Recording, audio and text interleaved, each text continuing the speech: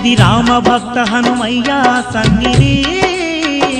కొలిచే భక్తులకెల్లా ఇదియే పెన్నిది ఓ రామ భక్త హనుమయ్య సన్నిధి కొలిచే భక్తులకెల్లా ఇదియే పెన్నిది పవిత్రమైన క్షేత్రం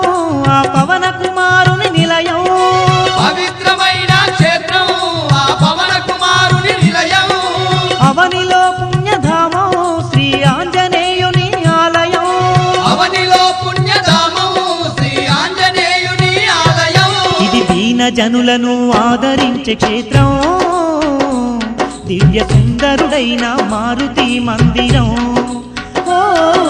రామ భక్త హనుమయ్య సన్నిధి కొలిచే భక్తులకెల్లా